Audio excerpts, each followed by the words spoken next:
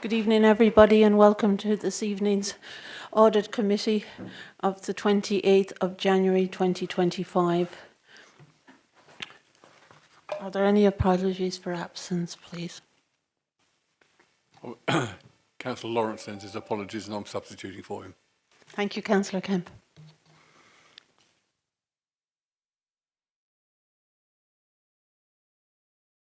Can I sign the record of the meeting of the 26th of November as correct? Thank you. I haven't received any urgent matters. Has any member got any urgent matters for tonight? No. No urgent matters, thank you. Any declarations of pecuniary or other significant interest, please? No declarations of no declarations of interest. Thank you.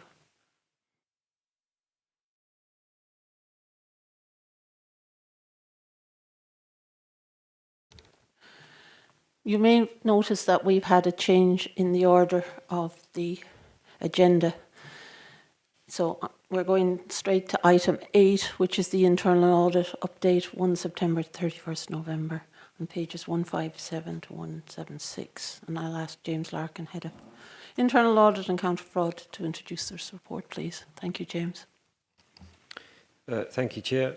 Yep. The report at Appendix 1 is the second update on progress for 24-25, detailing the work of the team from the 1st of September to 30th of November 2024. Section 4 on page 161 of your pack shows how our resources have been used over the period and also details the impact on those resources. Full details of any reviews from 2023-24 that have been finalised since our last report to the committee and progress against the 2024-25 plans can be found in the tables at section 5 starting on page 162. The tables starting on page 168 detail the other assurance and consultancy activity that has been undertaken by internal audit, and an update against the team's key performance indicators for this reporting period is provided at section 6 of the report, which starts on page 170. We have made limited progress against the agreed plan, with 9% delivered and a further 20% underway as of the 30th of November. As you can see, obviously there has been some progress, but it's limited area as a consequence of our resourcing issues. As of today, I can tell you that IA 9A, which relates to the proportion of agreed assurance assignments delivered, is actually 11%, and 9B, which is the agreed assignments underway, is now 26%. It should also be noted that these percentage outturns are based upon the number of reviews we expected to undertake, with the resource projected to be available at the start of the year, and it will change if amendments to the plans are agreed. At this stage, I'm still confident that we'll be able to deliver an annual opinion at the end of the year, but this will inevitably be based upon a limited scope due to the level of work we're likely to get through. Section 7 on page 171 contains a request for amendment to the plans to remove a number of audits to address our resource losses. This unfortunately contains an error in the list, as housing rent recovery is actually about to start. The list should have included the review of Pentagon Centre management for removal. Basically, they're next to each other on a list, and I wrote down the wrong one, so I apologise for that. Finally, section 8 of the report provides an update in relation to all agreed actions in the table commencing on page 172. And the second table, starting on page 173, details actions outstanding more than 6 months after their agreed implementation date. Members will note that an update has been provided by Children's Services. The update from ICT wasn't received before the report deadline, but I can now confirm that they've advised the policy is due to go to the Security and Information Governance Group before being distributed via the Meta Compliance platform, so the action is in hand. That's all I was going to say by way of introduction. I'm happy to take any questions members may have. Members? Councillor Hackwell, thank you. Thank you, James, for a detailed report as normal. Just a couple of questions, if I may. The follow-up actions, you've only got 30%. Is that fairly normal, or 30% still outstanding? I think it says something like the 30th of November, 72% of 54 out of 75 were due. So, is that higher or lower than you would expect at this time of the year? Just a question. In the report, I do see, although you said the two outstanding ones over 6 months have been, there is quite a lot of high priority actions still outstanding.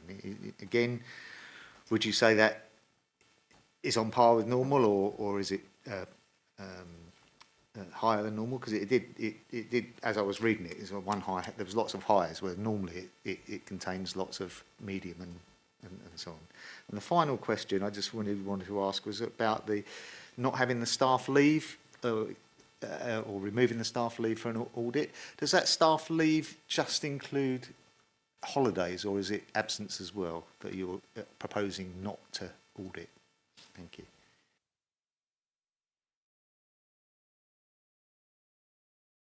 Okay, yeah, I'll try and deal with the first two questions together. The percentage of actions outstanding will fluctuate quite significantly at various points. Obviously, it's based on a point in time.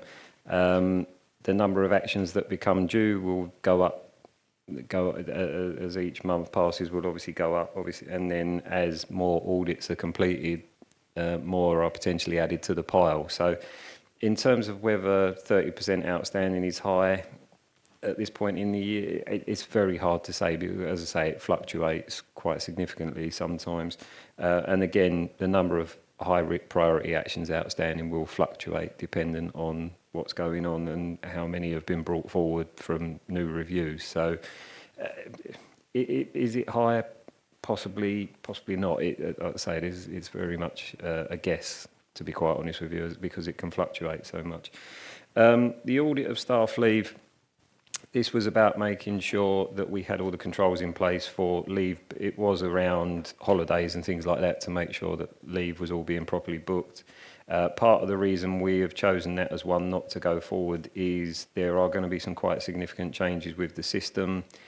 At the moment, everyone has bank holidays included in their leave entitlement and has to book those. So part of the things we would have been looking at was the controls around that to make sure they were booked properly. The changes to the system, I believe, are going to include the ability for that to be done within the system. So people will no longer have to manually book those. So with all those changes coming in, the process is going to change, and therefore we'd be looking at something and making recommendations on things that aren't going to be there in the very near future. So when it comes to addressing the lost resource, we try and take out things that are either lower risk, or we've become aware of changes that mean it's no longer practical to undertake them. So that's the reason that one's on there. Any other member? Councillor Nesrov, thank you. Thank you, Chairperson. I was going to ask about the 13% as well, because it seems a bit low of resources delivered. My other question was about, I noticed a low attendance in fraud awareness sessions. Is there any alternative methods that we can do to improve participation, or is it the next one? Oh, sorry. I have about, is the agenda item 8, is it? No, it's 9. You were on 8. We're on 8. Yeah. Okay, I have a couple of questions for 8. Yes, yeah. Thank you. A few questions for agenda item 8 as well. Yeah, please. Obviously, I'm prepared.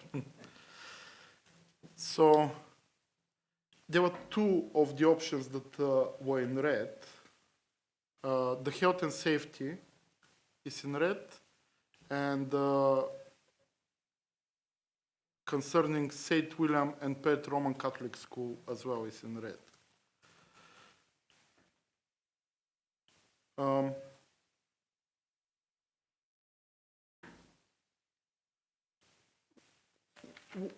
They've been staying red for some time now, I think.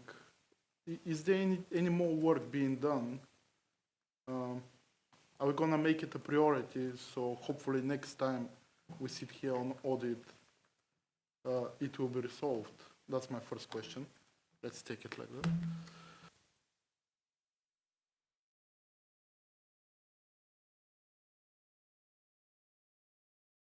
that. Yeah, so the health and safety review and the St William of Perth review, those are the ones that have recently been finished, and obviously the overall opinion has come out as red, so the controls were fundamentally weak. There's a number of actions from both audits, but as they were only finalised in the last couple of months, none of them will have reached their implementation date yet, but obviously will be picked up as part of our usual follow-up process, so we will be monitoring what's happening with those. And my second question for agenda item 8 was, I noticed a significant resource loss of 177 days from 685, which is a massive percentage. Why is that? What is the main cause of this days loss? And yeah, that's about it. Okay. Essentially, the projected days at the start of the year are based on how many staff we have in the team, working days available, less allowances for their annual leave, potential sickness, training, things like that. It's very much a guess as to what might happen. We obviously can't predict for every eventuality, but we try and put allowances in there for things. If people go off sick, which I want to be careful about how I talk about this, because obviously this is personal circumstances of staff. If people go off sick for a longer period than we have potentially anticipated for, we do put a sum in because we know there could be potential for sickness. If people are off, then obviously that impacts on our resource. We have had staff off for various reasons. I think I have mentioned before that we've had staff who have had surgeries as the NHS catch up on their backlog, so that's meant absences we couldn't have predicted. We also had a vacancy when someone left in August. Obviously, when we projected the available resource at the start of the year, we didn't know that was going to happen. So it's all about people basically not being available when we thought they would be. We've taken steps to try and address that. We had a secondment to cover the auditor that left in August. Unfortunately, we have got another member of staff who's going to be leaving at the end of February because they're retiring. So we are going to be going out to advert for a replacement for that person as soon as possible. We're just drawing that up now. Unfortunately, obviously that means we probably are going to have a vacancy period for March, so we'll have lost all the days for that month that we would have had in the original projection. That's what it's all based upon. Just to come back on this one, if I may. Is there a way to plan ahead? Because obviously we should plan for people getting sick. People are getting sick and they're going away. Can we maybe plan additional resource at the beginning of the year to be able to cover this lost?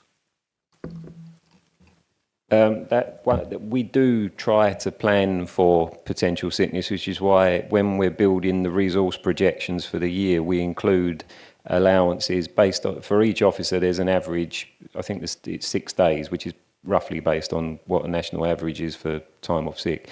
So that's applied for all officers. Obviously, in this year, we've gone way over that, as I say, because of the post-operative absences and things like that. So we do try to predict, or we do try to build in these potential things, but we can't build for everything, and we can't take on extra resource just in case.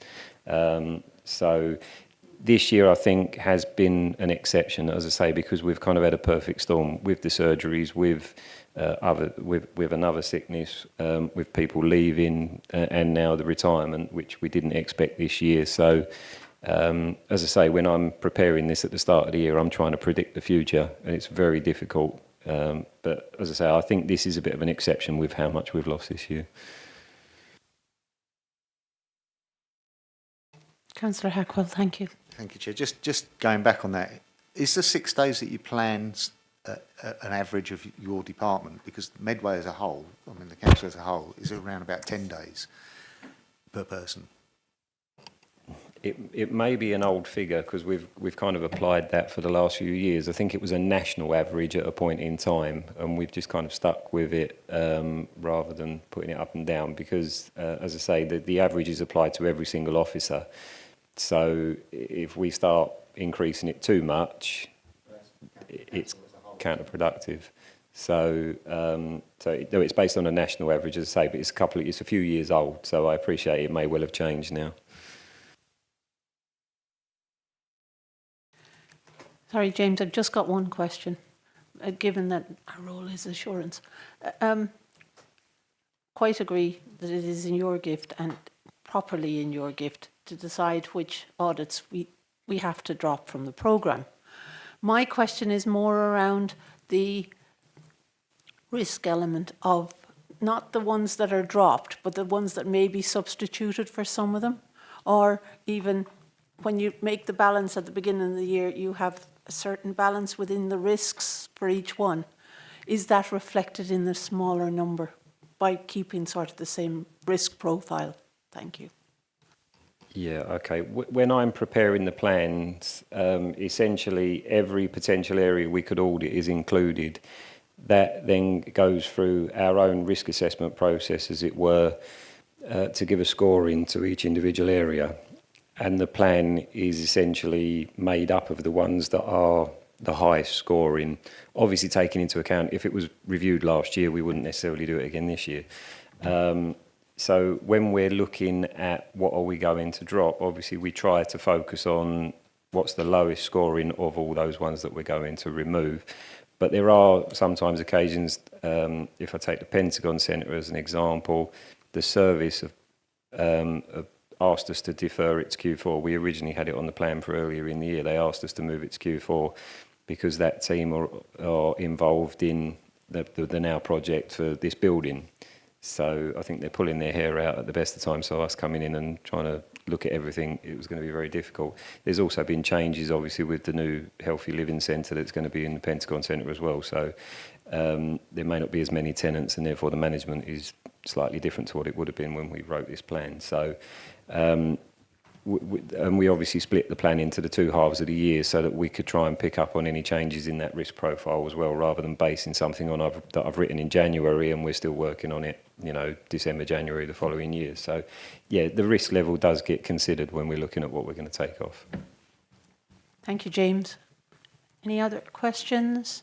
May I ask the Vice Chair to move the recommendations, please?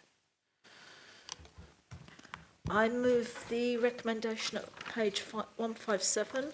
The committee is recommended to note the outputs and performance against the internal audit plans for Medway for the period 1st of September to 30th of November 2024 as detailed at Appendix 1. The committee is recommended to approve the revisions to the agreed internal audit plans for Quarter 1 to Quarter 2 and Quarter 3 to Quarter 4. Is that agreed? Agreed. Thank you very much. Moving on to item 9, counter fraud update, 1st of September, 31st of November 24, pages 177 to 186. And I'll ask James again if he wouldn't mind presenting that to us, please. Thank you, Chair. Yeah, as with the internal audit report, this is a second update on progress against the plan for 2024-25 and details the work of the counter fraud team from the 1st of September to 30th of November 2024. Section 3, commencing on page 180 of your pack, shows how resources have been used over the period, detailing the level of time spent on each of the key areas outlined in the plan. As detailed in the report, we have had an impact due to a secondment and a resignation, but a recruitment exercise in December has resulted in one full-time replacement and fixed-term cover for the secondment. Both those officers will be in post from March. The tables in section 4, commencing on page 182, provide an overview of the work undertaken in each of the areas on the plan. And the table on page 183 shows a summary of results from external investigations and the associated savings. There is a brief summary of other counter fraud activity in the table on page 184, including details of any housing benefit overpayments or excess council tax reduction awards arising as a result of DWP investigations. An update against the team's key performance indicators for this reporting period is provided at section 5 of the report, which is on page 185. As you'll see, 120 investigations were concluded in the reporting period with associated cashable savings of 111,052 and notional savings of 93,000 linked to the recovery of a council property following an investigation. This brings the total savings for the year to 30th of November to 385,000 in comparison to Medway's share of the counter fraud costs of the shared service, which are 241,934 for the year. I'm happy to take any questions members may have. Councillor Nesterov. Can finally ask my question. So on page 185, CF5, it says that we only have 13.2% of resources delivered. It seems very low for me. Is that a normal number when you compare it to previous years? And if not, why it's so low, basically? My second question is about the low attendance for the fraud awareness session, like you already know. And yeah, that's it. Okay. Yeah, the proportion of estimated resource delivered is just based on that period of time. So that's, we estimate we're going to deliver X number of days at the start of the year. In the same way with internal audit, we do a resource projection, and that's that determines how many days we think we'll deliver in terms of the counter fraud plan for the year. Obviously, that team's had resource impacts as well, because one officer was seconded to internal audit and one has just left. So, and also being a shared service, we don't have specific officers working on each specific council. Everyone does a bit of everything. So, depending on the work that's arising at any moment in time, it balances out over the course of the year, but there may be some periods where there's a lot of Medway work going on and other periods where there's a lot of Gravesham work going on. So I wouldn't say the 13% is anything to worry about for the period. At the end, it's that figure at the end of the year that's really going to be the focus. How much of the projected resource have we delivered? And I think, as I've mentioned, because of those losses with the secondment and obviously someone leaving, it's not going to be 100% at the end of the year, because we haven't had what we anticipated to be available. But no, I wouldn't say it's massively low. I mean, it does look low, but that's not to say that it's going to be low for the whole year. It's just a point in time. And in terms of the fraud awareness training, we make sessions available on iShare on a monthly basis, but for staff to sign up to. We do try to promote it as much as we can, but I think it's going to be, because this is generic sessions, they're not delivered specifically to services, it's down to staff to sign up and whether they can fit it into their day. We do specific sessions with services, but because we lost an officer in August to the secondment, and we've been dealing with other bits and pieces, we haven't had the capacity to put those on. As I say, once we've got these new officers in post and we're back to a full complement, we'll then start looking at, right, we need to get back into those things. Councillor Hackwell, thank you. Thank you, Chair. My question is around blue badges. I know that's nothing that you've done yourself, but if I do my maths correctly, you say that 501 badges were cancelled. How many of those 501 badges did we receive back? Because cancelling and receiving them back are two different things.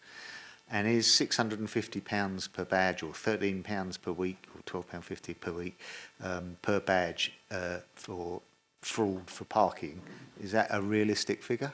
Really, I know you've always said it's a given figure, but is it realistic for Medway that we expect people to spend £13 per badge per week and all of them be in use? Those 501 cancellations of blue badges are actually from the National Fraud Initiative. So essentially that's indicated that the badge holder may be deceased. So obviously it's compared the blue badge register against the DWP's death data. That's all been, that hasn't been done by us. That's been dealt with by the blue badge team. So they've reviewed them. I don't have figures to hand in terms of how many badges have been returned, but I know they do contact executors and family members for the return of the badges. I don't know how many they have. In terms of the figures, I think the figure that's come from the Department for Transport, and I know that other local authorities use, is something like £750 for a recovered badge. It falls outside this reporting period, but we have done some work with the parking team ourselves and proactively gone out looking for people misusing badges.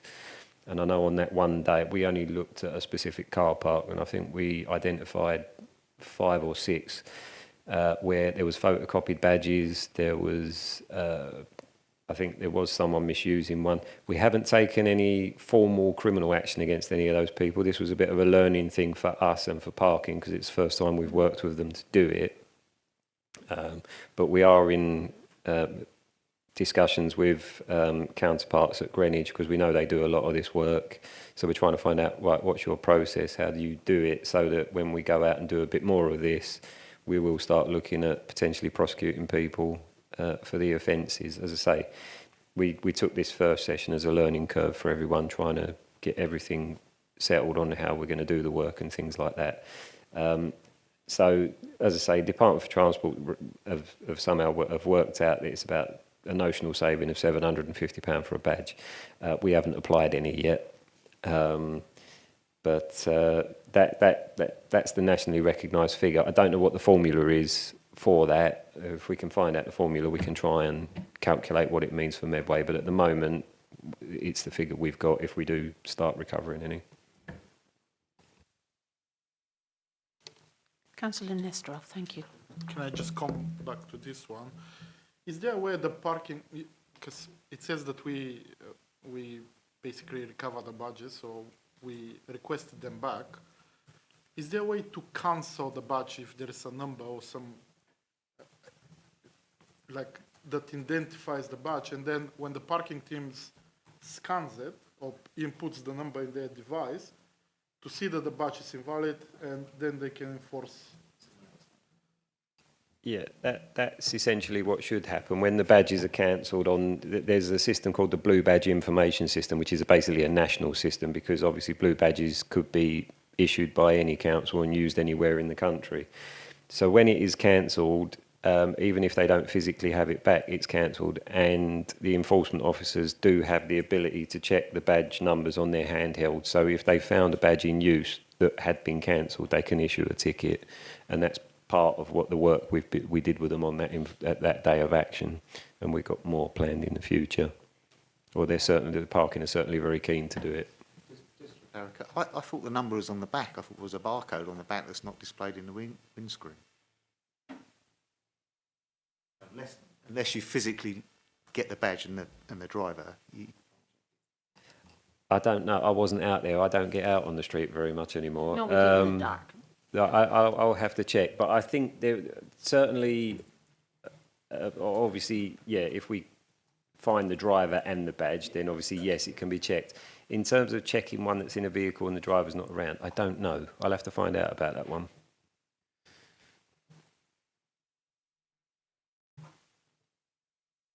Sorry, Councillor Bowen.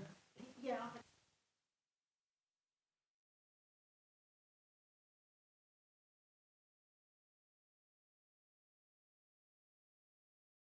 Sorry, that's 1,550 for duplicate payments. What was that for? And is that fraud or just an error? Again, this came from the National Fraud Initiative exercise, so we get thousands of matches that indicate potential duplicate payments, which is based on value, who it's paid to. A lot of the time, they're false matches, they're false positives, as it were, because you may have someone where we've got a contract with them for a year and we're paying quarterly, so obviously the quarterly amounts are exactly the same, so it produces a match because of that. In this instance, it's just the one duplicate payment identified that totalled £1,500, and I believe we got a credit note to sort that out. I don't believe there was fraud in there. It may just be an invoice was issued, they hadn't received payment, issued a reminder or a duplicate one as a chaser, and then we've paid it in between receiving it, and then it slipped through the net and gone again. So that's all been rectified as far as I know. Okay, thank you. Any other questions? May I move to the Vice Chair, please? I move the recommendation at page 177. The committee is recommended to note the outputs and performance of the counter-fraud team for Medway for the period 1st of September to 30th of November 2024, as detailed at Appendix 1. Is that agreed? Agreed. Thank you. We now move to item 10, And this is move into private session. So I recommend excluding the press and public during consideration of the agenda item as set out in the recommendation on page 187 of the agenda, on the basis that the public interest in maintaining the exemption outweighs the public interest in disclosing the information. Is that agreed? Agreed. Thank you. And I ask those who are not involved to withdraw, please.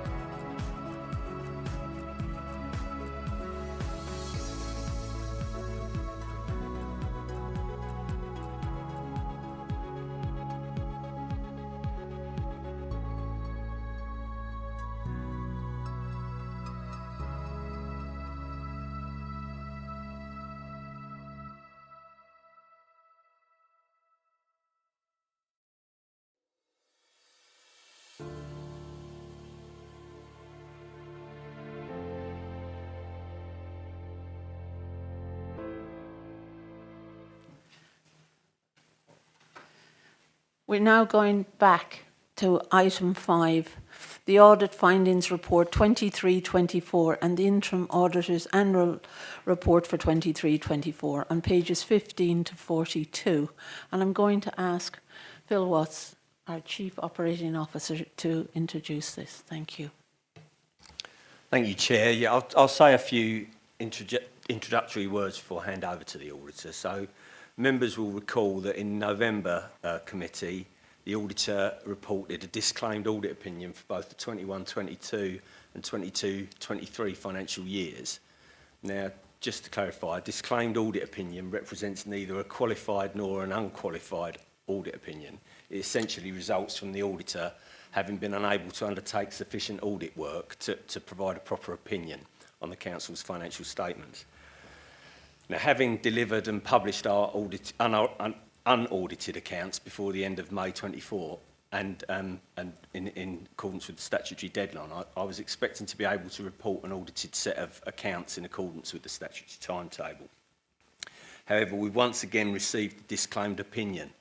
Our Auditor is here, and I will invite Matt in due course to explain the disclaimed opinion and answer any questions you might have. Although our financial statements have not yet been fully audited, the Auditor has undertaken work in order to provide an opinion on the Council's value for money, and this report was published late as a supplementary item. I'll now hand over to Matt to introduce his report. Thank you.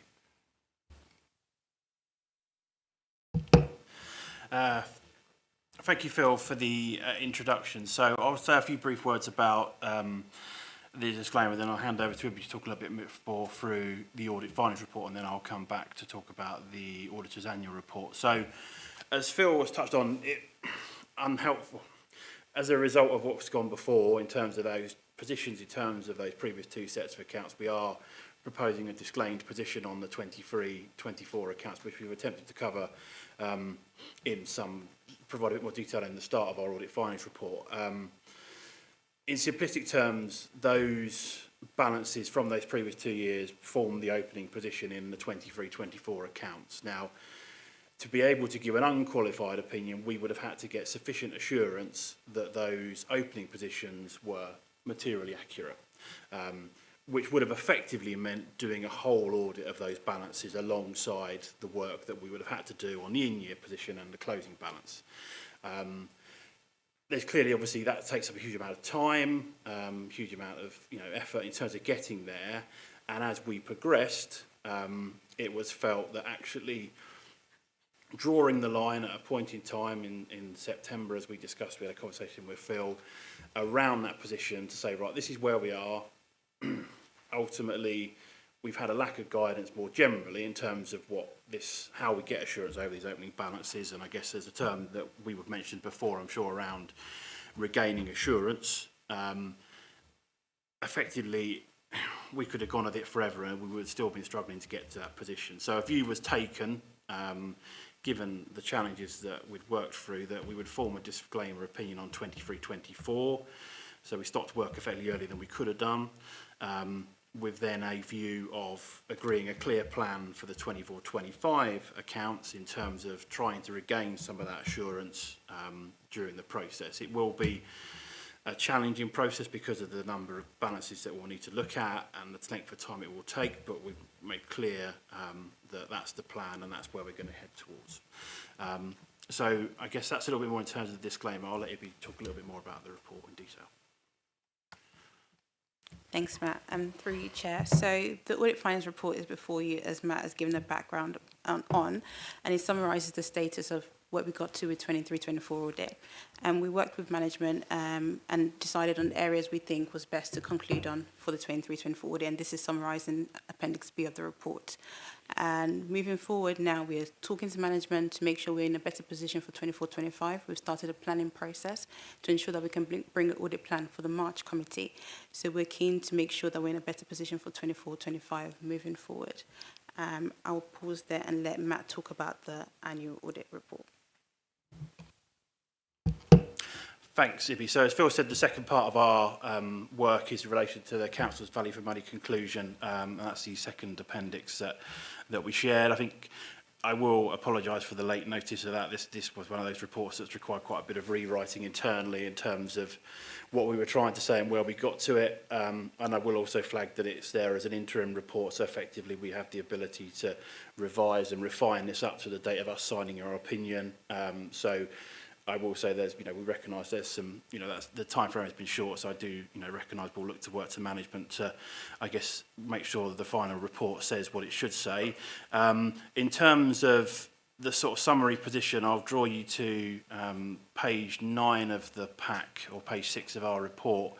I guess in simplistic terms, the council's position is largely where it was in the previous year. That's probably a slightly simplistic view on the world. So in terms of the financial sustainability of the authority, we've moved from 2 key recommendations down to 1.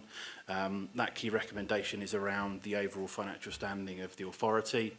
In terms of governance, we've again held the recommendation around the accounts process. I think that's largely around the preparation of the 22-23 accounts and the timeliness of those. I think we do recognise there has been some improvement during the course of 23-4, and I would be hopeful that when we look at this in 24-5, if that trajectory improves, we should be able to move that from a key recommendation.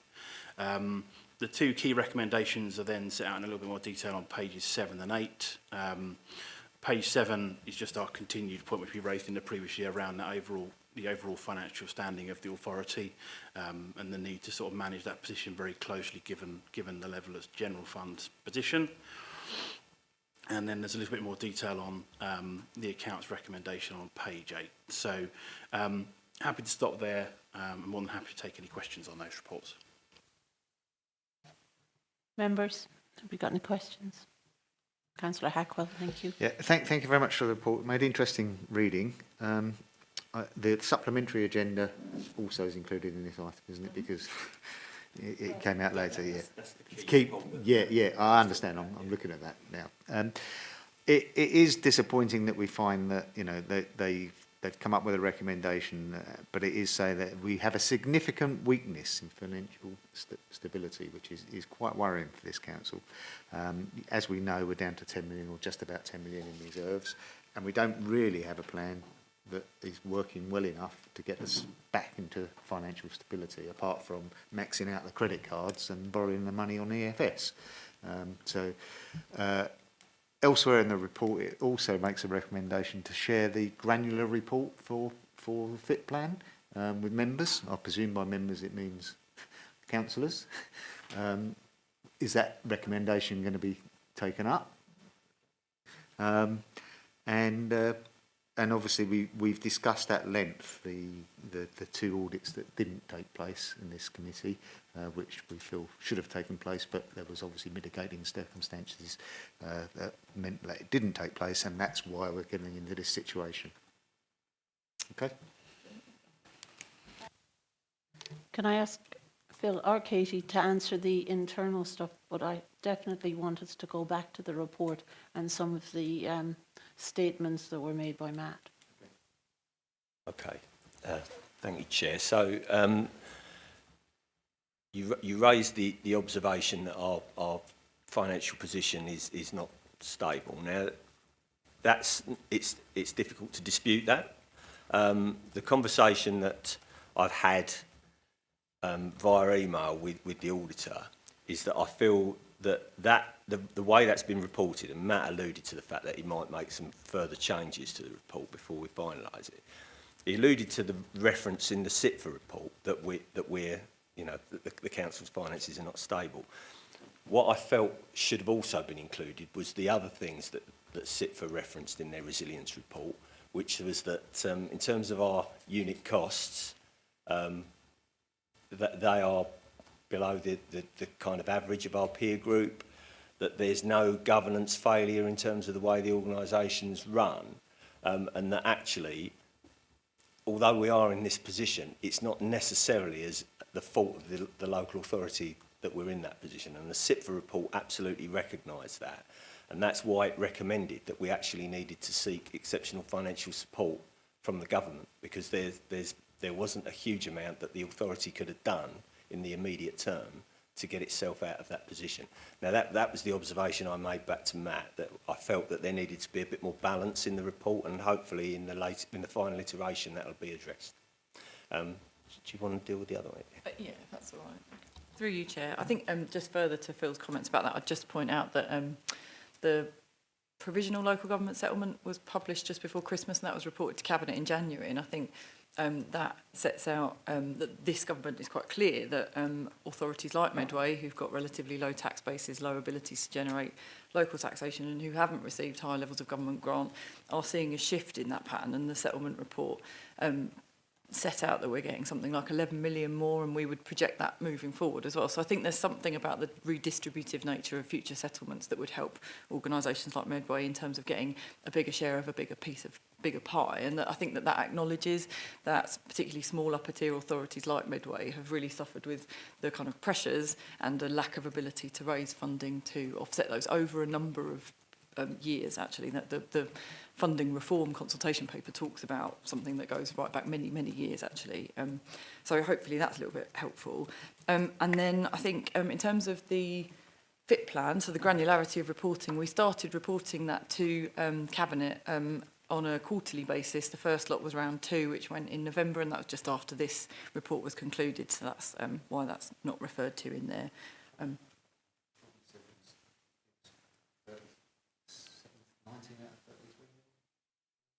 That was at round 2. And so the FIT plan, what the FIT plan aims to do is give a real kind of in terms of delivery at that point in time.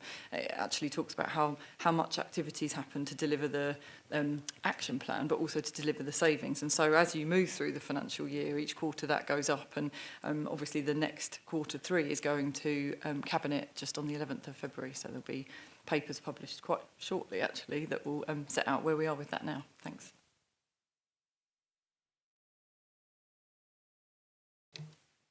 Councillor Nestor, you indicated. Thank you, Chair. I actually have a few questions, but again, I'm going to start with the obvious one. We still need to do the audit because we are lacking behind. So my question will be, what steps we are taking to ensure that future audits will be completed in time without delays? Like basically what happened now. That's the first question. Second question will be on the value for money bit. What steps are we taking to ensure that resources are used efficiently, particularly as fees and a lot of other things are rising? And there was I have another question about governance weakness. It was said in the report that a significant weakness identified in governance arrangements. What action are we taking to address that? And how we can straighten the framework so we won't have such disclaimers in the future? Basically, what mechanism is going to be put in place? That are my questions.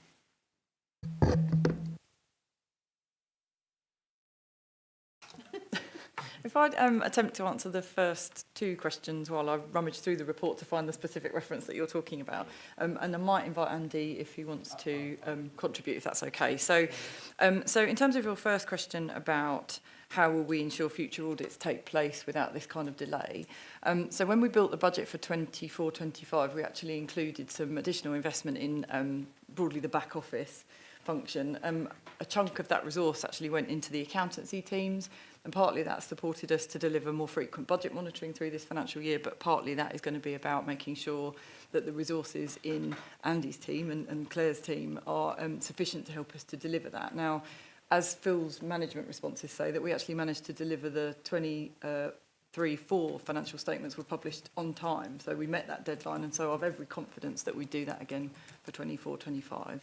In terms of value for money, I think as Phil alluded to, the Council commissioned SIPFA to do a resilience review before we submitted an EFS request last year. And they concluded in that, alongside the Partners in Care and Health report, that Medway actually delivers our sort of primary statutory services at relatively low unit cost compared to others, and therefore demonstrating really good value for money. And so I think whilst this review is called the Value for Money Review, I don't think its conclusion is necessarily saying that we are wasteful or not delivering value for money. I think it's a very specific code that the auditors have to work to, and it's talking about how we make sure we're financially resilient, and so that's all talking about what our reserves position is like, and we've been really clear that we're not in a place that we want to be on that. It's also talking about well, the code is very detailed, and I'm not going to. You'll be grateful to know I'm not going to try and read through it tonight. But I don't think that the auditors would conclude necessarily that Medway is not delivering value for money, despite the fact that the framework requires them to report on these very specific things and to raise these weaknesses. I'm really sorry. The governance weakness that it refers to. Can you just point me to a page? Page 37. Appendix C, page 37. Bear with me. I'm so sorry. I should know this off the top of my head. Page 33. 36, 37, right. So are we on the Appendix C, the page title Report on Other Legal and Regulatory Requirements? Is that the right page, Councillor Lester, off, yeah?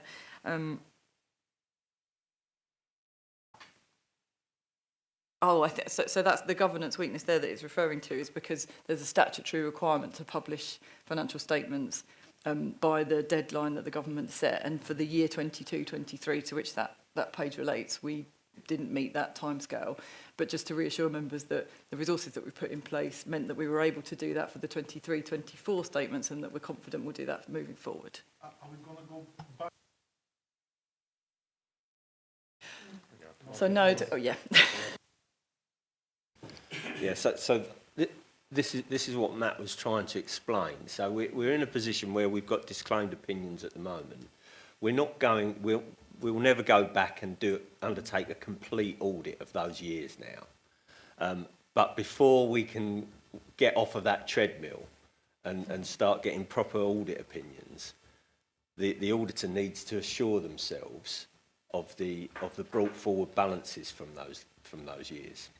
And I think we've got a problem at the moment, and Matt might want to say a little bit more about that, in that the audit community at large and all those stakeholders in it haven't yet really finalised what it is that they expect auditors to do to provide that assurance about those brought forward balances. So I'd like to say to you that we're going to be ready for 24-25. We'll have our accounts published on time. We'll be ready for an audit. We'll agree a timetable with Matt's team. But if this issue about brought forward balances isn't resolved in time, we might yet still have disclaimed opinions going forward. Correct me if I'm wrong, Matt. No, I mean, that's spot on, Phil, and I think, yeah, I mean, there's huge, none of us want to be doing this as auditors. I didn't come into this field to be giving disclaimed opinions because we couldn't do the work. Ultimately, it's not where any of us want to be. I'd like to think that some of the things that Jim McMahon has shared in recent weeks and months suggest that there's a willingness to sort of rectify things. I think, as Phil said, how quickly you rectify those things is the challenge, without laws of unintended consequences and those kind of things. I know internally we've been having some conversations. I know I may have mentioned before the concept of deemed balances has reappeared, and certainly as a firm that's what we're kind of advocating, which, again, not necessarily what any of us want to do, but effectively what we'll be saying is the balance at a point in time is deemed correct and we move forward.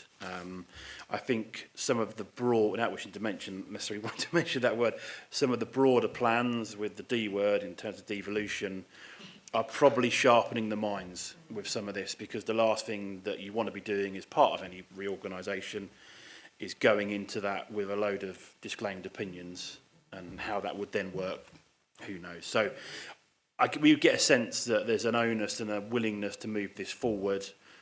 Whether the pace will be quick enough is the only question, and obviously that's, we can all play a part, but it's broader, bigger picture stuff. That was my point about value for money, because we're getting disclaimed opinions, and if we continue getting this, it's better than getting no opinions, but still something needs to change. Just a comment.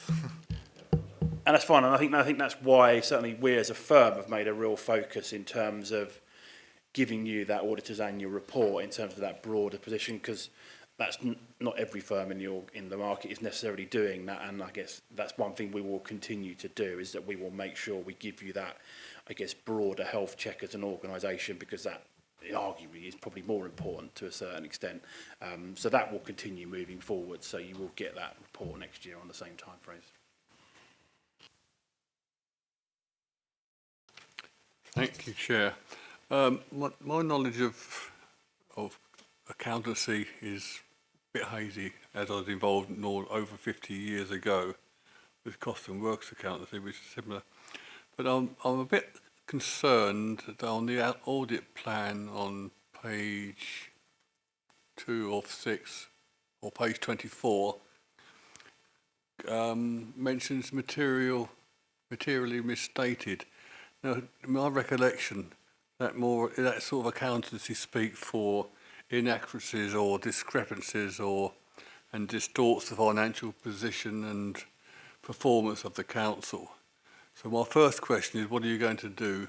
What steps have you got in your plan to remedy that?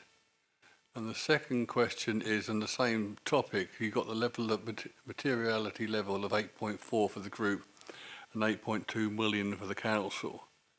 That seems quite high. And I'm wondering how that compares with authorities of a similar nature. That's all.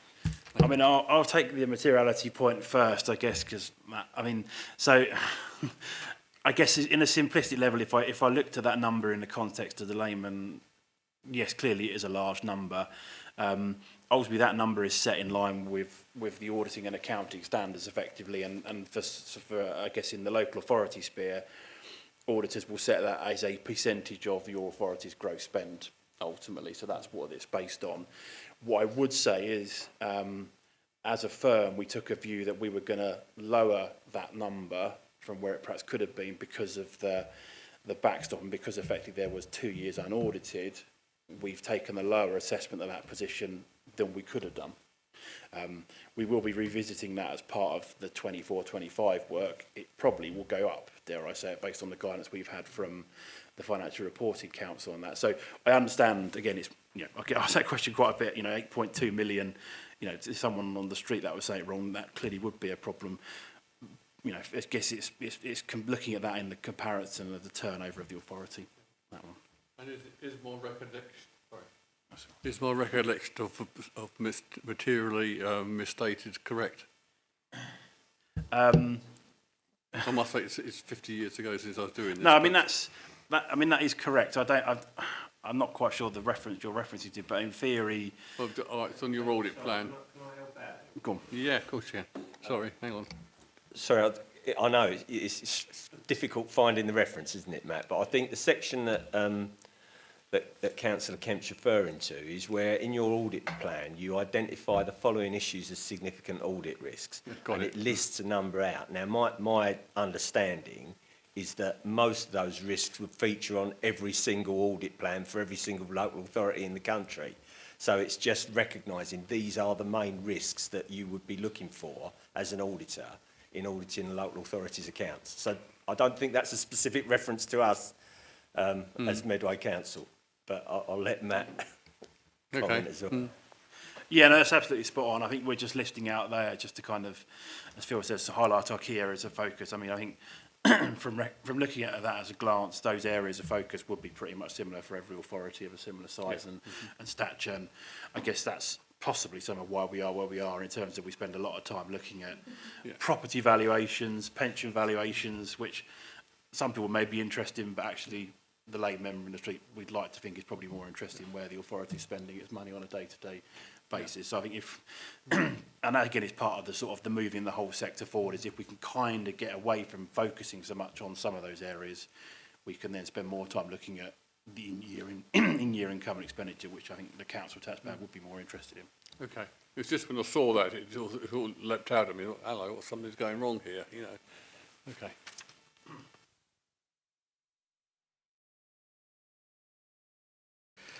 Thank you, Chair. I'll just go back to a statement made on page 21 where it says, towards the bottom, the second to last paragraph, and it says, one of the challenges was the sampling and the length of time it took to conclude on an area of testing due to back and forth between the finance team and the audit team on appropriate evidence. So what have we learnt from that exercise, and what can we do better to make sure that it doesn't take too long in the future? So if I can answer that one, yeah. We as a team, we have a plan on how we take forward samples. It's not quite so easy as here's a sample, you provide the answer, that's it. Sometimes that can provide further needs for further sampling, and that some of that will be the back and forth. I also accept that during the 23-4 audit, some of Katie alluded to the additional resources. Some of that is not yet in, and some of our teams have had vacancies on top of that. And it's in those areas we have suffered. However, what I will say is some of those vacancies are now filled, and we are moving towards making sure the 24/5 audit is approached from a much better resource.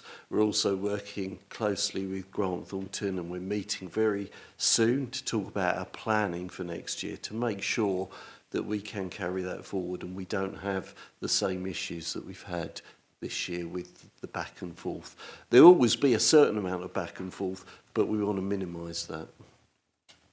Follow up on that. Has that been exacerbated because we're not in the building? I mean, I've done some auditing in my time, and you go and ask someone, and then you ask a follow-up question and a follow-up question while you're there, and they go through a different file and so forth and get that material. If you're doing it all by teams and stuff like that, has that delayed the? Has that caused a delay in? I think I would say some and some.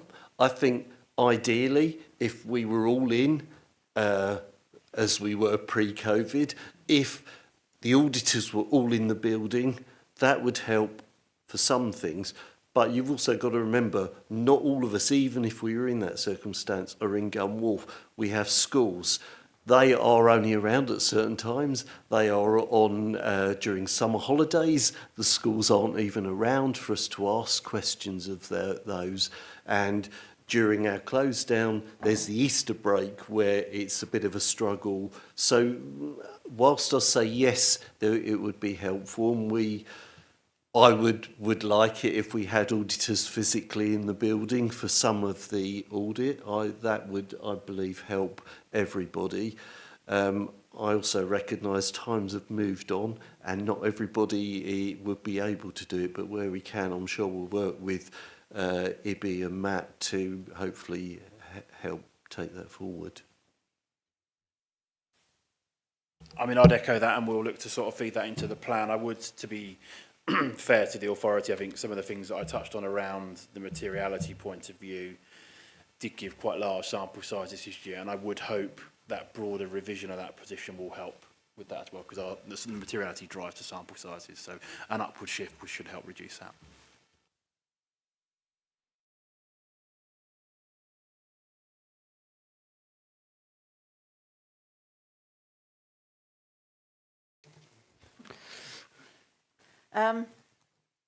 Thanks, Matt, for the report, and we seem to be challenging the letter to me more than the report. But I'd like to go back to first principles on this, and you're quite right. You are charged with doing an audit. We agreed a timetable with Grant Thornton. Admittedly, it wasn't necessarily with your good self, but when I would like to understand that your role is to represent Grant Thornton, I take it, and therefore if somebody substitutes for you, they represent Grant Thornton with the same authority. Am I correct? Yep. Great.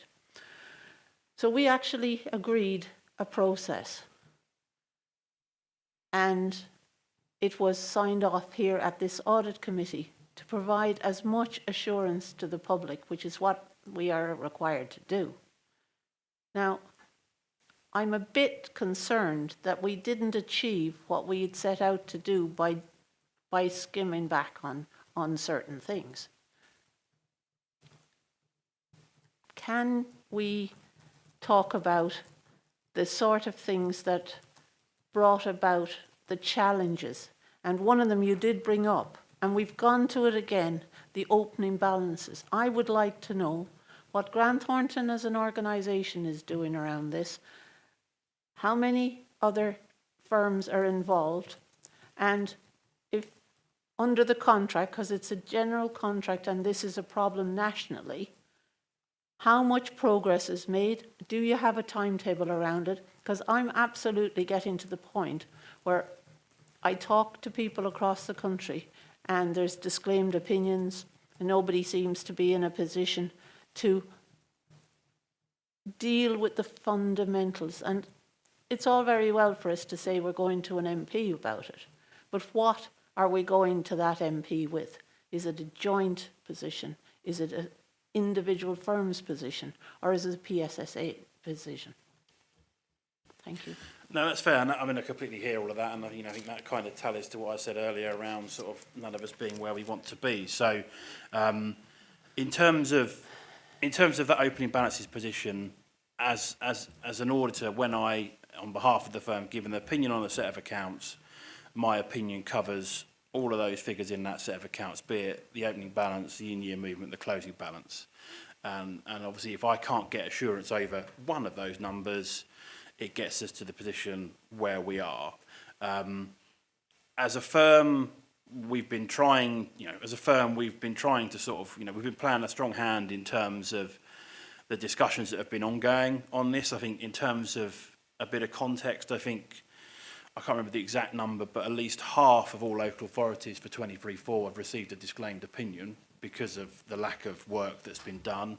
And we've inherited quite a number of audits from other firms where that, we were in that position as a firm. We performed, pretty strongly in terms of signing off our own position. And we are, on some of the smaller audits, we are testing some of that, I guess, regaining assurance. How do we get assurance over those opening positions? But I think, as Phil said, until, ultimately we work to a set of standards, ultimately they're overarchingly set under the Local Audit and Accountability Act 2014. Those set out requirements that we have to deliver. And ultimately, as any one firm, none of us can change that narrative. We all have to work together in that field to move that journey along. I say we've been certainly having lots of conversations. As I shared earlier, we're certainly speaking to PSA regularly, as I believe are all the firms, in terms of wanting to move this forward. None of us want to be in this position. The firm's risk management, as any of the other firms have, don't like these kind of opinions. So we all want to move it forward. But we need, there are other set parties in the sector. So you've got the Financial Reporting Council, which obviously oversee our work. PSA, as you said, who set the fee, set the scope of that work. Obviously SITFA as the standard setter. Have a hand in that as well. And I think that ultimately is where the Secretary of State really has got to get all of those parties together and get everyone to an agreed position that allows us to move forward. As I say, all I can share is the advice I get from the colleagues that are involved in those conversations, because that's levels above me in terms of that. As I say, that's where I said earlier in terms of that deemed balances position as starting to move as a solution again. But all of us in that framework are working to those standards that ultimately we don't control, but we're required to work towards. So as a firm, I could be comfortable and saying to the committee that I know as a firm we're doing what we can in terms of returning that ship around. However, we are a small part of that big cog ultimately. And I think I would always encourage organisations to push their agenda, use their routes, via SITFA and those kind of things to sort of push that narrative forward. But ultimately, there's only so much any one organisation within that process can do.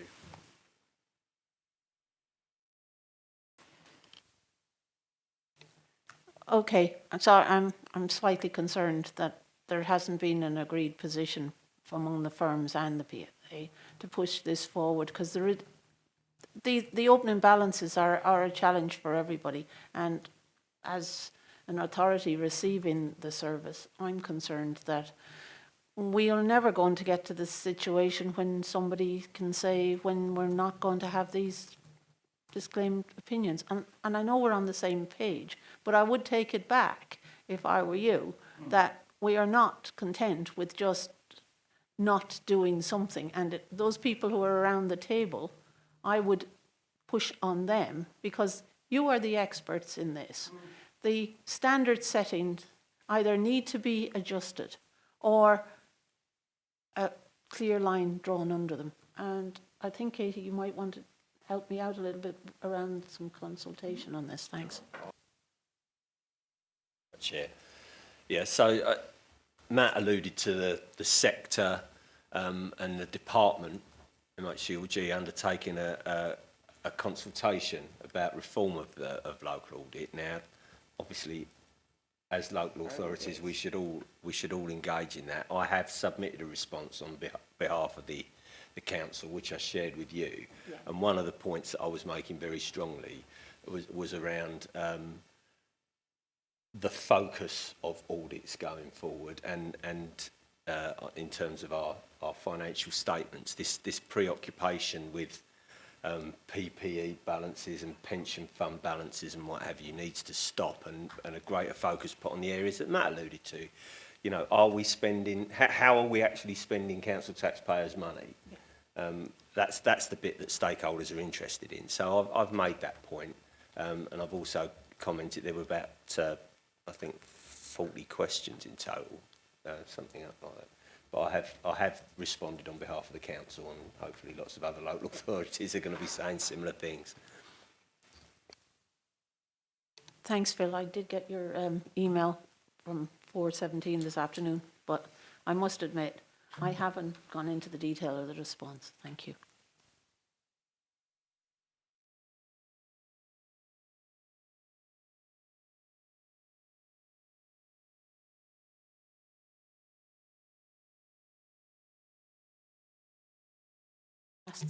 May I ask the Vice Chair to move the recommendation on page 15, please? I move the recommendation at page 15 that the Audit Committee note the audit findings report 2023-24 and the status of audit testing as detailed at appendices A and B. The Audit Committee note the disclaimer of audit opinion due to the backstop 2023-24 as per Appendix C.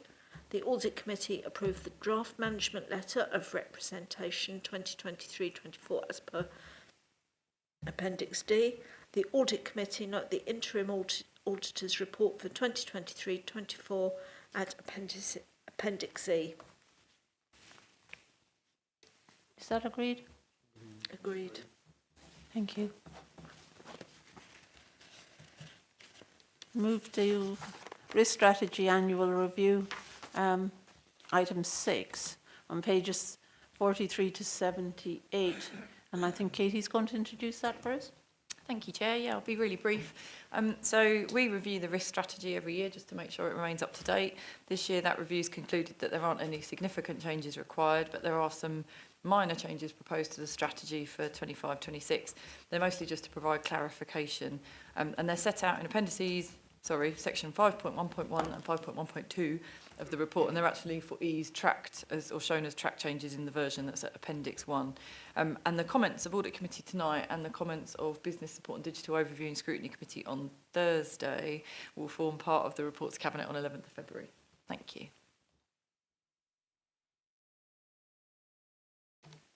Questions? Councillor Hackwell? Yeah, just to say, they're very minor changes, so it's not really worth much comment, to be honest. It is just for I'll save it for Thursday, yeah.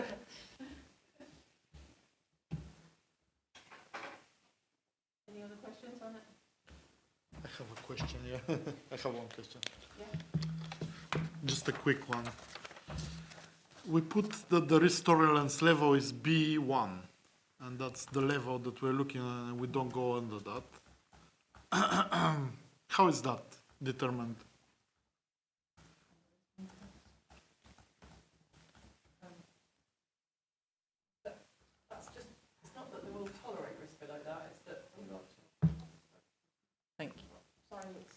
Oh, I think I'm good. Yep. It's that above that they are reported on the strategic risk register for the council. So it's not that we tolerate all risk below that, or that we aren't tracking activity to manage those risks. It's just that they aren't then reported on the strategic risk register, which is reported quarterly to Cabinet and here, I think. Thank you. So, and what you got to understand, this risk strategy covers the way we manage risk right the way through the organisation.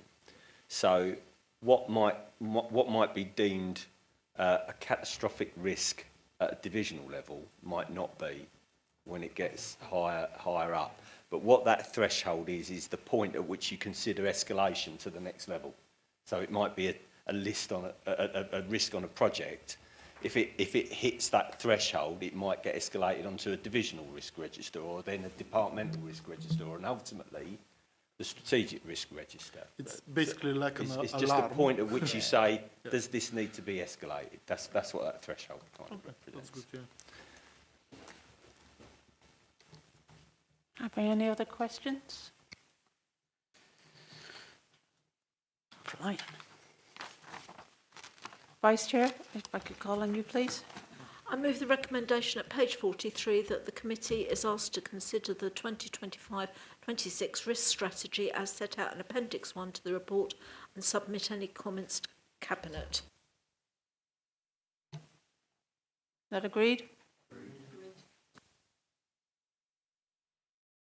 Move on to item 7, the Treasury Management Strategy 25-26. I'll ask Andy to introduce that for us, please. Thank you, Chair. So I'll try and be as brief as I can. This is the annual Treasury Management Strategy covering 25-26 and beyond. It's worth noting that all the figures in the report are based on the capital programme, including the timing and funding of those projects. And it's based on the latest forecasts that we have, which will form the soon-to-be reported round 3 capital monitoring. Any reprofiling or reduction in those costs would change our borrowing and result in interest and MRP changes one way or the other. The Council continues to operate within the capital financing requirement, but this proves that we do not borrow for revenue purposes. It doesn't in itself mean that the borrowing is affordable. The nearest this report gets to demonstrating this is the ratio of financing costs to net revenue stream in Appendix 3, which shows that borrowing for the general fund schemes are estimated to cost just under 5% of the net revenue stream, and that was the budget that was presented to Cabinet in November 2024. I think it's worth pointing out that because the ratios appear modest, it doesn't necessarily mean that we have the money. That's a part of a wider consideration of the council budget as a whole, which obviously gets approved in February. Something else in the report, CIPFA introduced a liability benchmark prudential indicator as part of the Treasury Management Code of Practice 2021. That can be seen at section 4.2.2 on page 90, which graphically illustrates that we operate within the CFR, but based on the existing capital programme, both loans and the CFR will decrease over time. The graph itself, I was going to list what all the different lines meant, but it is actually shown in the graph, so there's no need for me to particularly do that. I think that what I would say is that there on the graph, the gap between the heavy black line, which is the actual borrowing, and the red dotted line, which is the liability benchmark, indicates over time the new loans that will need to be taken based on the information we currently have. The debt maturity profile for the next 3 years is shown at 4.3.5 on page 92, with the main peak in the next couple of months, reflecting the desire not to get locked into a relatively high rates for a long period of time. What I would say is the reason that the graph only goes over those 3 years, in the past we've presented a 50-year graph which tends to show everything bunched up in the or in recent years, in the early years, and not very much.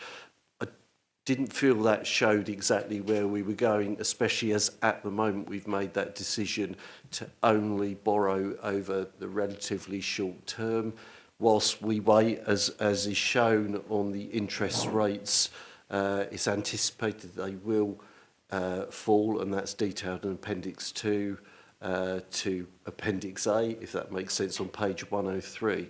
When the conditions are right, the Council will consider ensuring that a debt maturity profile is smoothed out over a longer period. The operational boundary and authorised limits, which are technical legal limits to borrowing, are shown in paragraph 4.6 onwards on page 93. And last thing I really want to say is I just point out that included at Appendix 1 to Appendix A, that's weird, Appendix A has several appendices within it. On page 102 is the updated MRP policy, updated to reflect the 2024 MRP guidance, which specifically addresses the Council's stance on MRP and loans to its subsidiaries. The fully updated Treasury management practices are included in Appendix C from page 115 onwards. There have been no significant changes to these, but the small changes are listed at Appendix 5 to Appendix A on page 111. I'm happy to take any questions that members may have. Sorry, Andy, I'm going to kick off the questions on this. The minimum revenue provisional policy statement, as there seemed to have been some reference to this in our external audit previously. Does this mean that by that happening, we are now in a position to make sure that we don't have that as a commentary? Because it read to me that there was some concern from external auditors that we weren't treating it properly. The updated guidance and policy, does that help us to avoid that? So the updated guidance came in from May 2024. What that clearly says is if you are loaning to a third party, then if those loans are performing or commercial, which means you are providing them, the main reason is to generate money, generate income back. If that's your main reason, then you need to be providing MRP on those loans. We are not providing performing loans or commercial loans. That is not our primary purpose when we are making the loans as we are to one of our subsidiaries. We've been very clear on that. Now, the guidance before, we've taken guidance from SITFA as part of their resilience review. They've looked at everything we've done, and they are clear that both before the guidance changed and after, our stance on how we're doing it is working within both the Treasury Code and the Prudential Code, and therefore we are confident that what we are doing is correct. Phil may have, or Katie may wish to speak as well. Well, just super briefly, because the auditor made the comment in their report that this would be something that we would discuss in the 24/5, sorry, I don't know what year I'm in, in the audit, which will start once we've published that year's statement. So at the risk of sort of getting into a very technical matter with the committee, I would like to give you the assurance that this wouldn't come up, but we'll have to cross that bridge with the auditors when we do that work, I think. Thank you. Just to be assured that the committee is live to it. Thank you. Councillor Nesterov. Thank you, Chair. I have a few questions, and to be honest, I think I have question on each point that you mentioned. So first one is about the borrowing plans. Given the projected increase in borrowing for 2025-26 and 26-27, are there any other funding alternative sources that we can use to have less borrowing and not to rely on borrowing that much? And do we have maybe a plan for different scenarios that could be implemented? That's my first question. Second question, we see with the report that the council is under-borrowed, which means we're using cash reserves as temporary measures. It's not very sustainable thing to do, as we all know.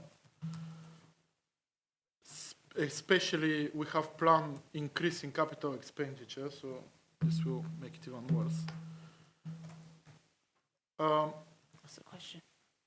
How will the anticipated rates dropping for the future years will expose us to risks? That's my question. Next one is about debt maturity. You mentioned that the debts are maturing in the next few months. And then going forward, we have less debts maturing. So do we have some strategy not to continue relying on borrowing and not to get massive interest rates?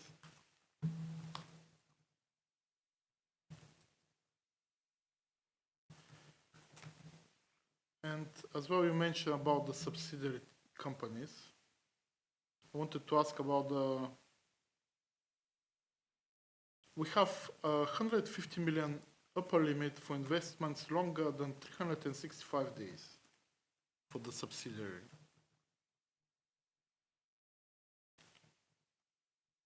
How are we planning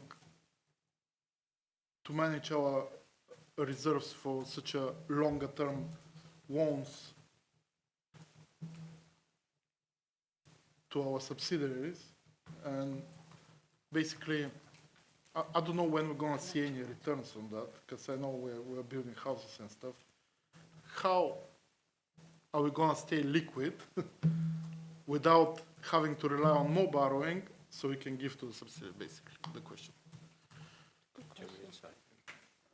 So, as a 151 officer, you might want to take that. Sorry. Thank you. So I'll make that, there were three questions there. So first of all, you asked about alternatives to borrowing. So you will know, because we've had cabinet reports to this effect, that we're conducting a review of both our non-operational and operational property at the moment. Now, the catalyst to this was the recommendation by SITFA. But in fairness, I would argue it's good practice to review your asset portfolio, and if it's not delivering value for you in its current use, that you review it for alternative use or potentially disposal. Now, we're going through this programme at the moment. If that generates anything like the levels of capital receipts that have been indicated in that report, then that could be used as an alternative to borrowing. Now, we haven't made any decisions about that yet, so it could be used to replace borrowing on some of our capital schemes. So we use capital receipts to fund those instead of borrowing. It could be used rather than taking borrowing for our exceptional financial support, or it could be used to fund new initiatives. Now, that I don't think a huge amount is being planned new, especially given where we are with devolution and LGR and all of that kind of stuff. So, but that's primarily the alternative. We are looking at the other stuff as well. We get Section 106 revenue. And it's sorry. Yeah, less and less, of course. But that's also an alternative. And obviously, and actually, you mentioned our subsidiary. MDC are really good at this. going out and trying to attract grant funding to make some of the projects more feasible. The company has a really good relationship with Homes England, and there's a few irons in that fire at the moment as well. So in answer to your question, I think they're the alternatives to borrowing, really. You talked about the debt maturing in the short term. Andy's explained that we're in this place at the moment where we expect, and all of our advisors are advising us, that interest rates are going to fall. So there is no point in us taking long-term loans that we're locked into if we expect interest rates to fall. So we're taking them very short at the moment. Now, what we nearly tripped over during the year was that we've set ourselves a limit of 150 million of short-term in terms of an accounting definition of short-term, which is less than 12 months. So what we're looking at is loans of sort of 1, 2, 3 years and profiling that a little bit. As the interest rate does start to drop and it gets to a level that our advisors are saying it's bottomed out, at that point we'll probably take some longer term stuff. So that hopefully that answers your question. And there was a question about loans to subsidiaries. I don't know whether I've already dealt with that. Yeah. You did. Yeah. Okay. Jolly good. Can you just come back on the sale of council's property? How is that going along? Because I actually recently inquired about it with, I think David England was the gentleman, and he informed me that things haven't started yet, or they are in the works to start, basically.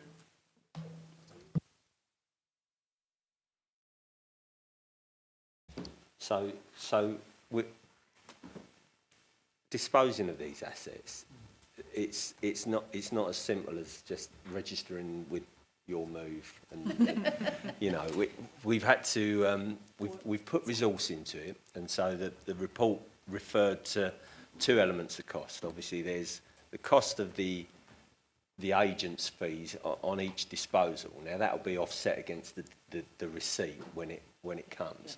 But actually, we need a resource within an in-house resource. We need surveyors and valuers. We need legal resource, conveyancing lawyers. So we've got to recruit that resource before we launch headlong into this if we're to achieve best value in those disposals. So that's probably what David's talking about. But you know, he's definitely been working with the agents already, and I am expecting to see receipts thudding in, if not the last part of this financial year, sort of early next. Maybe, and just a comment here, because I actually got asked by one of our residents, Medway, oh, I saw this article on Medway Messenger, you're selling, how can I buy, basically?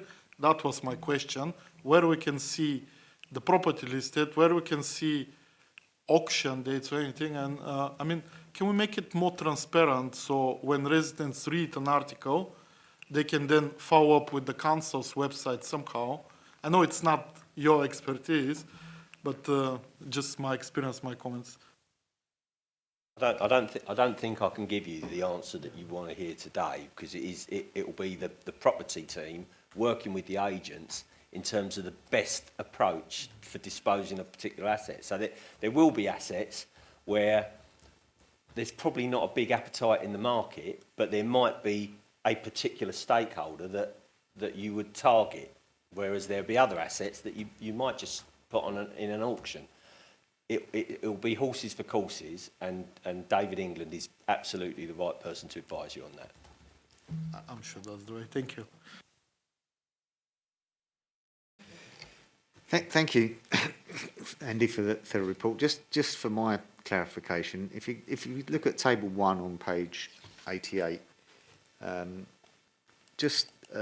we can see that the prudential borrowing is going up considerably, but the one that sort of jumped out at me is the revenue reserves at 7,000 and 6,000 and 5,000. Why would that be in the table like that if we've got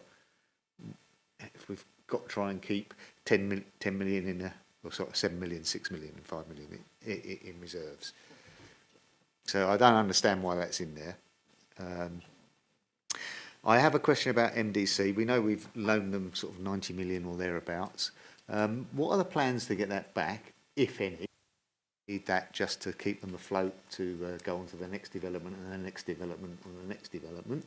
I know we're getting a healthy return on our investment from it, but is there a long-term plan to actually recoup that and MDC stay on its own 2 feet, if you see what I mean? Yeah. Borrowing going up by 60 million next year. Can we really afford to do that? Is a question. It's you know, and where do we see in any of these tables the EFS, if any, because that is a borrowing over 20 years. Would it not be a line on its own in one of those tables so we can understand where we're at and how much it's costing us to borrow that sort of money? And of course, I guess it's tapering down towards the end of the years because of the concern about devolution, etc. We don't know where we're going to be in 3 or 4 years' time. And the final question is that we've touched on it already. The principle to be repaid. I think we reviewed the last financial statement at full council last week, and it was something like 79 million to be repaid before the end of the financial year. From the table, it looks as though we've not done too much of that. We've still got a large chunk to go. You know, and most of it happens to be in March, which is only a few weeks before the end of the final financial year. Are we planning to do some of the March ones maybe next month?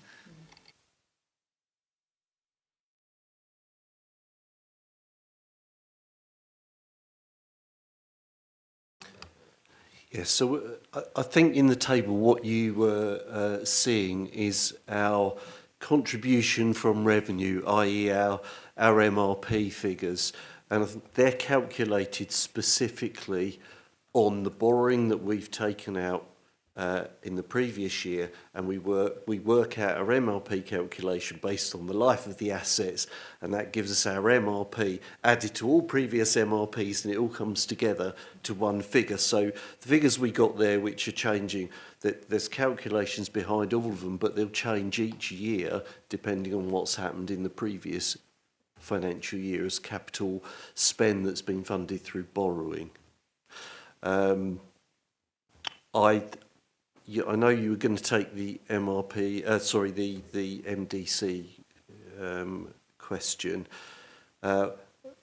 So what I would say overall here is, and we alluded to it earlier in the introduction, when we put together the budgets, we are clearly looking at what we think is going to happen, but it is an estimate. So we model various things through for the following year when we come out with our interest and financing, which is the cost of that borrowing.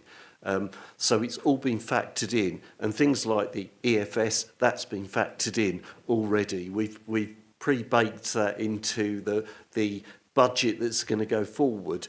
We know what all those costs are likely to be, assuming a certain level. Now that could change at the end of the year. It depends on our outturn. It depends what happens. And as Phil said, other things could happen in the future, which could, with for example, capital receipts, which could change some of our modelling. But we will just base it on what we have. The likely spend that we've got is based on the current capital programme and how we've profiled that across the various years of that. And as Phil alluded to, we're not doing much more going forward for various reasons, including devolution. So the likelihood is what we've got now, unless the people change the way they're profiling their forecasts, hopefully that will remain fairly solid over that time. And we've used that to work out what our interest and financing is going to be going forward and making sure we can afford to do those sort of things. So, Phil, you may want to add to anything to that. Just on the EFS, will we be seeing a line in there? Because the EFS is actually capital borrowing. It's a presentational issue. I mean, is that something we could do, or is that going to be too difficult? We could do it. It's already in there. It's just not split out. If that's decided before it goes to cabinet, I can split those lines out if that's. appropriate.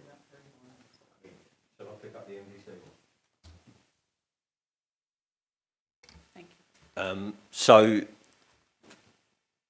this starts to drift into the conversation we were having earlier about the auditor's view on the MRP treatment of MDC loans, and obviously we haven't had this conversation properly yet, and that's what we need to do before the report's finalised. But what SIPFA have described as performing loans is where we've borrowed money on lend, and the principal is being returned. So my view, and this is the view that SIPFA shares, is that if you provide MRP on that, you're double counting. Yeah. Yeah, and that's why I don't provide MRP. That's the sort of layman's description. I hope that makes it, more sense to people. But we've got two types of loans now to the company. So initially we were providing loans to MDC during construction phase. Now those loans were not secured on an asset because there didn't exist an asset at that time, so they were at a premium interest rate to reflect the increased risk and lack of collateralisation. The plan was that construction phase, 18 months, 2 years, they sell the assets, repay the loan. Now, it's a rolling loan facility because there's a pipeline of projects. So, but in terms of cleanliness, we kind of repay one, take a loan for another, just so to keep it clean. That's the way we're operating. Things have become a bit more complicated now because the market's changed. Units for sale were not as popular, but the rental market really is. So MDC very sensibly adopted a strategy of taking some of the units for PRS. Now, sorry if I'm teaching grandma up to suck eggs, but I think it's important I go through this. So what's happening now is that some of the loans are being converted to secured loans against the completed assets at a lower interest rate to reflect the lower risk. And actually that's been kept really clean because MDC set up a subsidiary for MDC PRS. So what they do, PRS takes a loan from us, a long-term loan, a secured loan, transfers the asset from MDC Land and Projects, and Land and Projects repays its short-term loan to us. So it's all really clean, but that's how it works. Does that help you and answer your question? Well, I basically knew most of that. Okay, sorry. But I was really saying, what's the long-term strategy for MDC? Will we be bankrolling them for the next 10 years just because they've got lots and lots of projects? Or is there a long-term plan for them to repay all the loans and then become an independent company? Yeah, I would say so. Yeah, that is the long-term plan. I think actually, although it wasn't the original strategy for the company, the fact that they've moved to PRS now actually gives them longevity as a company. Even if in 1 year there isn't a construction, a build going on, the subsidiary will carry on renting these units out, and as that portfolio grows, it will become a lettings company, as much as anything. But I mean, there is a significant pipeline, certainly for the medium term, of assets that we want them to, like sites that the developers won't touch, but MDC will do for us. So.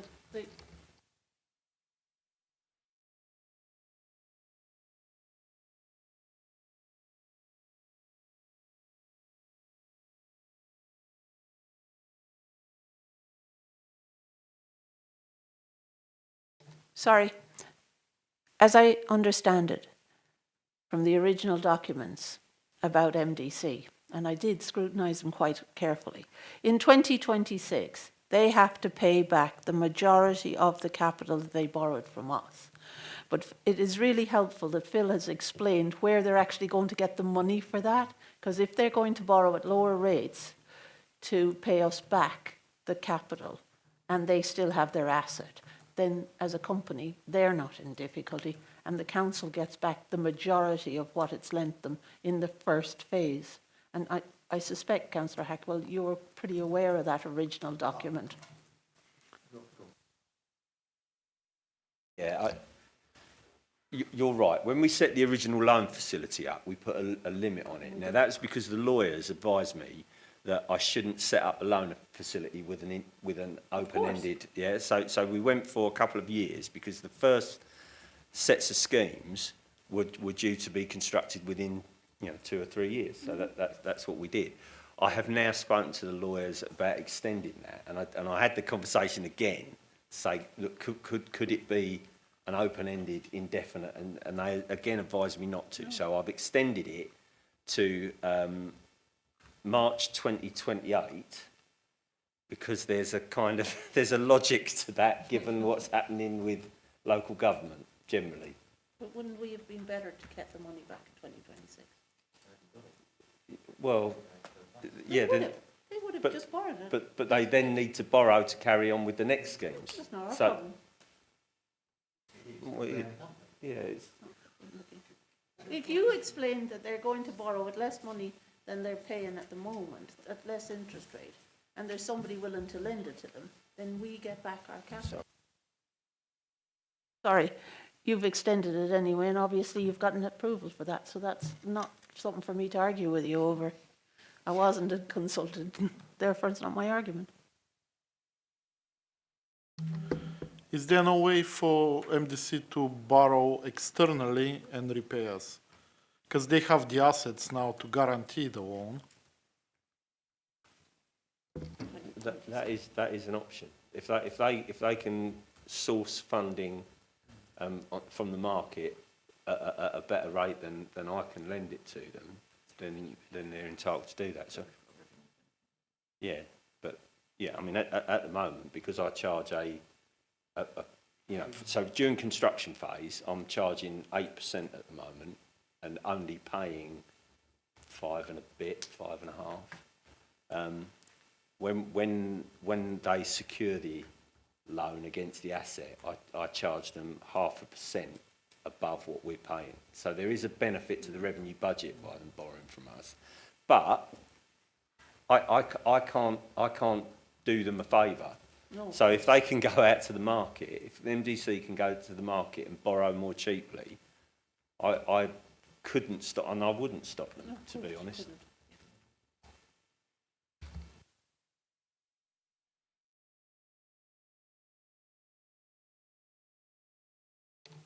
Any more questions?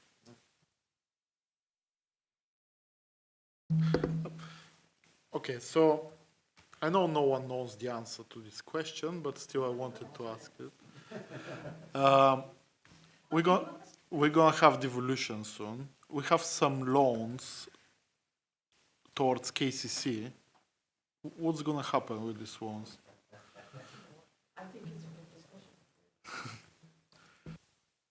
I think this plays into the point Matt was making earlier about that's why we need clarity over all the balances from all the current local authorities, because at some point we're going to have to aggregate those into and this is just one, but this is a hangover from the reorganisation back in '98 that we still haven't repaid. Presumably it will get sorted out in the wash when we find out what KCC is going to be dismantled and turned into. Yeah. Yeah.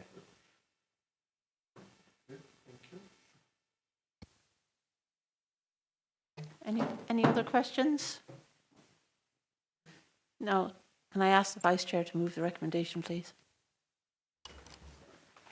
I move the recommendation at page 79. The committee is requested to consider this report, note its contents and pass any comments on for consideration by the Cabinet, and recommendation to full council for approval. Is that agreed? Agreed. Thank you, members.